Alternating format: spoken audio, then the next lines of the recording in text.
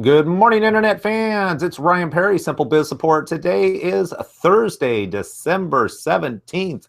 2015 is coming to an end. It is Internet Marketing Thursday. Therefore, I do have Virginie Dorn with Business Website Center. Good morning, Virginie. Good morning. Yes, indeed. Almost 2016. I love rounded numbers. So very good. Almost 2016, and this is going to be our final episode of the year. You're off to Hawaii. I'm off to LA, going to spend some time with family. And so we're going to take the last 2 weeks of this year off, but we will start out strong the first week of January with a new episode in 2016. So looking forward to that. Today, I mean, it makes sense. It's we're coming up on the end of the year of 2015. And one of the things that a lot of people don't think about when they build a website is that things happen, things get out of date, things break, and it just needs to be checked on every now and then. And that's essentially what we're going to talk about today. Yes, my favorite subject, checklist. I have checklists for everything. Ask my employees, ask my clients. I always have checklists. So today we're actually going to address three types of checklists. One is only 3 bullet points. It's about online checklists, checking your reputation, your ranking. The other one is primarily about your website, which is crucial to do. You should do every 3 months, but this is a year-end checklist. And one about maybe your branding online, how you represent yourself. So, okay, perfect. And just in case, because this is really an extensive checklist, in case we do not get all the way through it, there is a link down below the video for those that want to click and actually see the checklist. yes. So let's go ahead and kind of blow through this. Let's start. Well, you've got your online list as number one. Yes, indeed. So 3 points. First and foremost, Google or search your company name. At the very least, you should be on page 1 of Google and major search engines for your company name. And when you do your search, make sure you do it in what we call it a clean way. So I recommend to use Chrome, but use the incognito mode of Chrome. And what it does, it gives you true clean results. You're not influenced by the searches you've done in the past. And it will show you if ABC company is on page 1 or not. If you're not, mark your calendar to have a conversation with your online marketer in 2016. So again, it's all about marking your calendars for any defects or things you're going to find during this checklist. So that's number one, your company name. You should be on page 1. Yeah, and just to clarify, we are talking about your company name. So Business Website Center, do a Google search for that. Simple Biz Support, do a Google search for that. I actually had a conversation with somebody like maybe 2 days ago who is IT, and his company shows up when he types in his company name. It's some company in Arizona. He's like, why is that happening? And he's local. He's doing a local search locally, and it's some company in Arizona. So it doesn't happen often, but the last thing you want to do is have people type in and cannot find you. That's like worst case scenario. Yes. Another worst case scenario is if you Google your own name, your full first and last name, and see what happens. Again, do a clean search, use Google Incognito. And if you see any bad reviews, things that actually are attached to your name but are not about you, you need to address them. Again, this is not the day to do it. It's the day for you to realize there is an issue, mark your calendar to, again, talk to your webmaster or an online marketer to address that issue. So that's called all online reputation. Crucial when prospective buyers are looking into your doing service with a business with your company, and they search your name and they find those type of things. So search your first and last name together, by the way. And finally, for the online checklist, is check for the 2 top keywords of keyword combinations that work well for your business type and your type of target audience. And if you don't rank well at all, again, mark your calendar to have that conversation the first week of January. So let me see. So this is just very easy. This is more about online placement and reputation. Now we're going to move on to your website checklist, which is very important because, as Ryan mentioned earlier, it changes, links break, forms stop working out. So it's a very easy to understand checklist. You just have to do the work. So for all those checks, I say 1 to 2 hours. You should do it all in one day. Don't just do a little bit every day, otherwise it'll never get finished.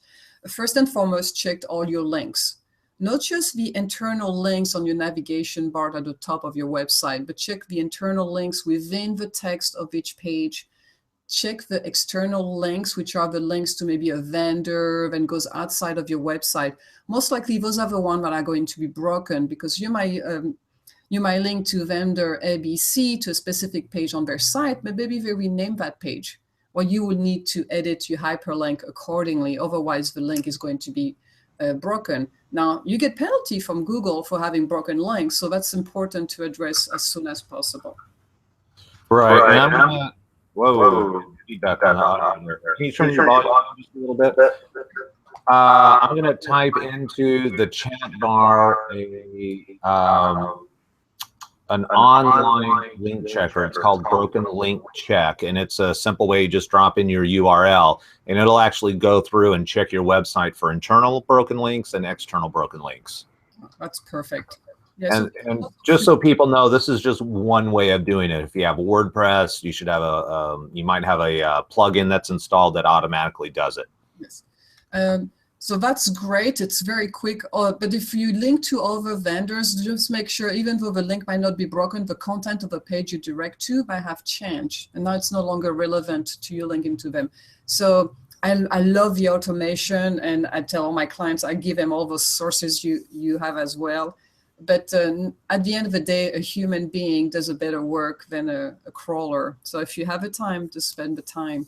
So now that you have tested the links, you have to test your forms. And I'm not just talking about your contact form, making sure it's working properly, the required fields are being required, and it's being sent to the right person within your company, and it's not being sent to someone who no longer works there. But also your newsletter sign up, your membership sign up, your purchasing process, payment processing for your shopping cart. Test all those forms, because again, things change, especially with different browsers, and now we have Edge from Microsoft.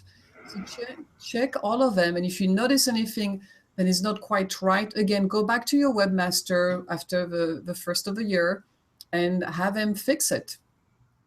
Yeah, and just with forms, the other thing that changes is software changes. So if you're linked to Constant Contact, or can't think of any other ones that are out there, their programming changes, and what you currently had installed may not work with what the new programming is, and so something could break.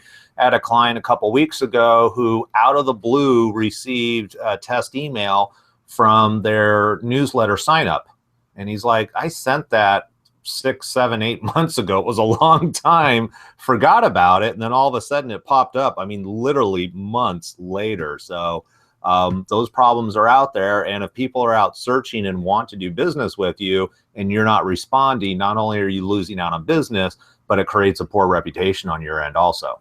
Absolutely. Now, the third items is you do want to open your website under the major browser types. So a browser would be Microsoft Edge. So forget about Internet Explorer. That's no longer a viable option. We have Firefox, Mozilla, Chrome, and Safari. Open your website on those 4 top browsers. Don't worry about the other ones. Make sure your website looks fine. It will look different because they render things differently, but it does have to look nice nonetheless. So if you see that maybe it looks a little funky on Safari, again, take a note, put it into your list of things to address in January. All right. And then the other thing you can do is check your Google Analytics and see how many people are actually using those different browsers also. Yes. Oh, I love Google Analytics. Anyway, now you checked on browsers. You want to check on mobile devices. Now, you can't just buy every smartphones out there and tablets, but check on the most popular one. If you have an iPad, iPhone, Samsung, tablets, check your website on this. Even though your website is already responsive, might meet all Google's requirement, maybe there's some new items you have added throughout the year, and were not checked on a smartphone. So maybe you added a new slideshow. It looks great on a desktop, great on a tablet, but was never checked on a smaller object like a phone. So, right. The other thing you'll want to check while you're going through is check your blog. I have a client. We're trying to figure out what's going on. But with the blog image is too large, it totally messes up the entire formatting of that page. The menu gets scrambled. It does a lot of weird things.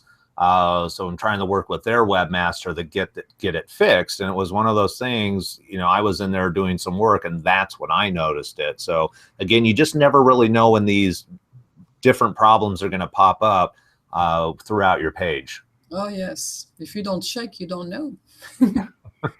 So another thing is a pet peeve of mine is grammar. I know my English sounds a bit broken, but I love proper grammar and spelling on website. And again, there's lots of free resources out there. You can put your website into the special programs and will tell you if there's any spelling errors.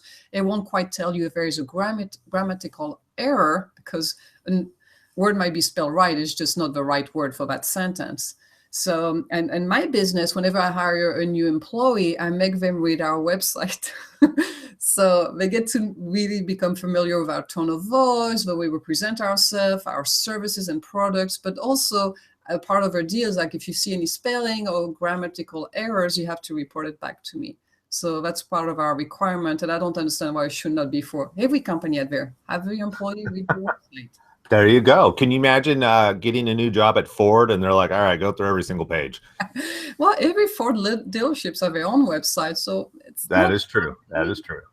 But it just helps, and we still find little things there and there that we had missed, and we have a lot of web pages.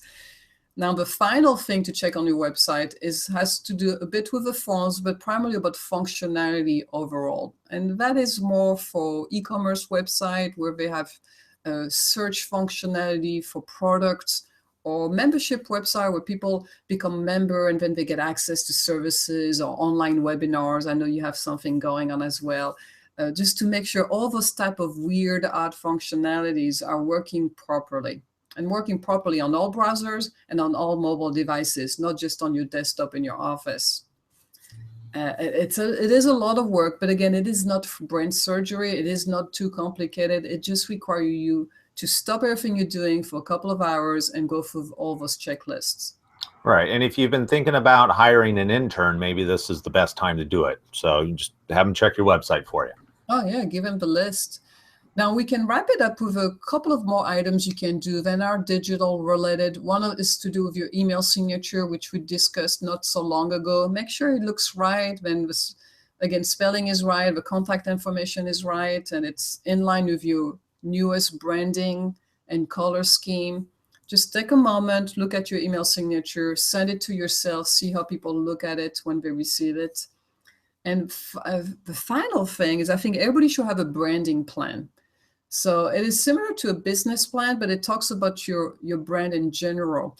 And in this, you should cover the type of font you use, your color scheme, your logo, the variations of a logo that are allowed. Think of yourself as Starbucks. I don't care if it's just you and 2 employees or you and 2,000 employees. You should have a branding plan. It should not be too complicated.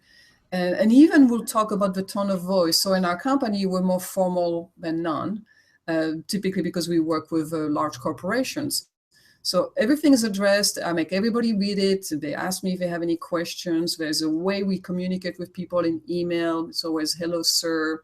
But again, think of it. I don't care if you're small mom and pop located in Cotati, California. Just have a branding plan, even if it's just one page. It will help you keep your eye on the ball and present yourself professionally each and every time. Right. And, you know, that was one of the great things when the internet came out was that it really leveled the playing field. So mentally, you know, you don't want to think of yourself as a small company because you can position yourself much higher, you know, as far as the impression that you leave on people on the web. Oh, yes. We have some clients that are just by themselves and making a few millions just with their website. That's just them. Right. And that's if you're going to be a solo entrepreneur, that's the way to do it as far as I'm concerned. You don't have the payroll overhead, you don't have the business office overhead, all the other headaches that come with it. And I believe that was the last one, correct? That is correct. A lot of points to cover, but again, they are not too complicated. Just take the time to do them. Yeah, and that's really what it boils down to is just go through. Ultimately, it's about protecting your brand, your image. I love the fact I can't tell you the last time I Googled my name, but I'll definitely do that again. Fortunately for me, there's a Major League Baseball player named Ryan Perry. So if you Google Ryan Perry, you get him, and anything that I may have done is like pushed way down. So I'm okay. With that, though, that closes out 2015 for our Internet Marketing Thursday episode. We're looking forward to seeing everybody in 2016. Virginie, I really appreciate the time and energy and thought that you put into the show. It's been over a year now. I can't remember when exactly we started, but it was back in 2014, I believe. Yeah, I think a year and a half. It's been a fantastic year. And thank you for the opportunity in organizing the webinar every week. It's been great for my business and my clients, because now when they have questions, I just give them a direct link to that webinar and address that subject matter. So it's been very convenient for me. All right, very cool. Well, have fun with your family. Enjoy the time off in Hawaii. And everybody out there, thank you much for following us and checking out our episodes every week. And we'll see you in 2016. Take care.